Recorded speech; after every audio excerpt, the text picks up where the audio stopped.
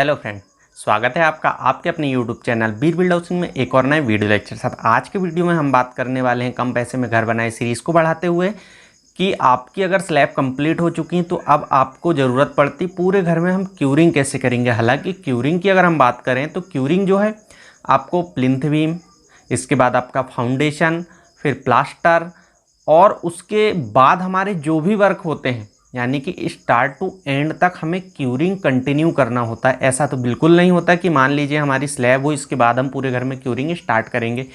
Curing की एक process है, ये नेचुरल है। हमें जब भी कंक्रीट होता है हमारा, यानी प्लिंथ बीम की बात करें हम या फिर ब्रिक वर्क की बात करें, तो हमें क्यूरिंग स्टार्ट कर देना होता है। लेकिन मैं इस वीडियो को इसलिए कवर करने वाला हूं आप लोगों के लिए कि हमें एक आइडिया होना चाहिए कि क्यूरिंग कितने दिन तक होनी चाहिए। लेकिन इससे पहले आप एक चीज़ समझ लीजिए कि क्यूरिंग जो है वो किसी भी कंक्रीट स्ट्रक्चर के लिए या फिर जहाँ पर सीमेंट यूज़ हो रहा है उसके लिए बहुत ज़्यादा इंपॉर्टेंट है, क्योंकि सीमेंट सिर्फ और सिर्फ एक ऐसा बाइंडिंग मटेरियल है जो कि आपके कंक्रीट में मान लीजिए सीमेंट, सैंड, एग्रीगेट और बाकी जो भी आइटम्स होते हैं उनको सिर्फ ऐड करने का काम करता है। लेकिन इसका जो केमिकल रिएक्शन जो है वो तभी स्टार्ट होता है जब इस पर पानी मिलता है या फिर पानी पड़ता है।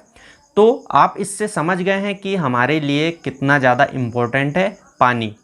अब जब पानी इंपॉर्टेंट है तो बॉन्डिंग तो बन जाती है, लेकिन इसके बाद भी अपनी प्रोसेस जो है स्ट्रेंथ गेन करने की तभी करता है जब इस पर हम क्यूरिंग करते हैं, वो भी प्रॉपर वे में।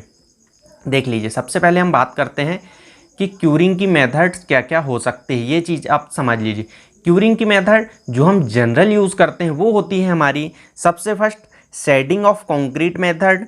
फिर इसके बाद हम बात करते हैं covering concrete surface with Ghani bags. इसके बाद होता है हमारा स्प्रिंकलिंग ऑफ वाटर, फिर porting method and steam curing. ये कुछ मेथड है जिनका हम यूज़ करते हैं, लेकिन इनमें हम सामान्यतः जो आज के समय में यूज़ करते हैं, कॉलम में हम गनी बैग का यूज़ करते हैं।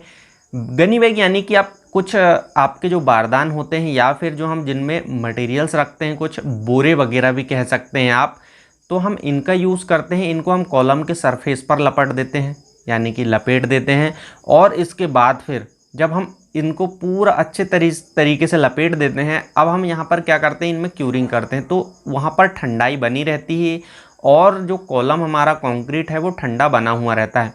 अब बात करें हम दूसरी जगह पर, तो हम जैसे स्लैब है तो यहाँ पर पोडिंग जैसे कर देते हैं हम। इसके बाद फिर हम अगर दूसरी जगह बात करें तो प्लास्टर में हमें हर 1 घंटे करना ज़रूरी होता है, जिससे क्रैक्स जनरेट ना हो, क्योंकि हीट ऑफ हाइड्रेशन वगैरह की वजह से भी क्रैक्स आ जाते हैं। अब हमारे सामने एक क्वेश्चन आता है कि हमें कितने दिन क्यूरिंग करना चाहिए।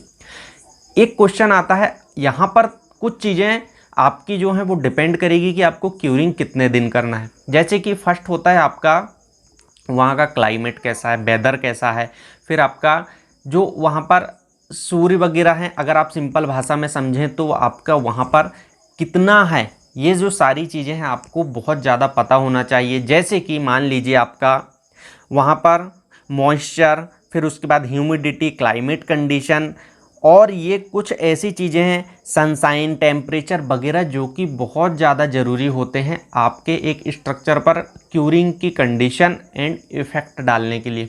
तो यहाँ पर ये सारी चीज़ों को देखते हुए भी ऐसा नहीं है कि हम टाइम डिसाइड कर लें, इसके बाद भी हमें एक चीज़ डिसाइड करना होता है या देखना होता है, वो है आपकी सीमेंट।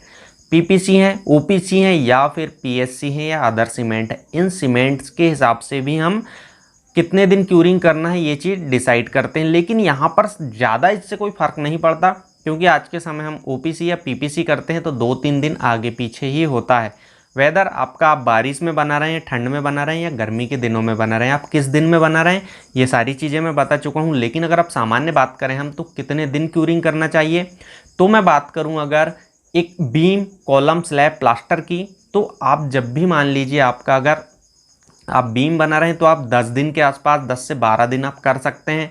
कॉलम की बात करें तो आप यहाँ 10 से 12 दिन, 13 दिन तक कर सकते हैं। लेकिन यहाँ पर आपको सरफेस में, कॉलम में स्पेशली पानी रुकता नहीं है, इसके कारण आपको बैग्स का यूज़ करना है, जिससे बहुत ही अच्छे तरीके से क्यूरिंग हो। बात करें हम यहाँ पर प्लास्टर की, तो प्लास्टर जो है आपको हर 1 घंटे में करना बहुत ज़्यादा ज़रूरी है। अगर ठंड है तो थोड़ा आप डिले भी कर सकते हैं, लेकिन अगर गर्मी के दिन है तो आपको हर 1 घंटे में करना चाहिए, जिससे हीट ऑफ हाइड्रेशन वगैरह जनरेट की ये सब प्रोसेस जो होती है, तो इसके वजह से क्रैक्स ना आए।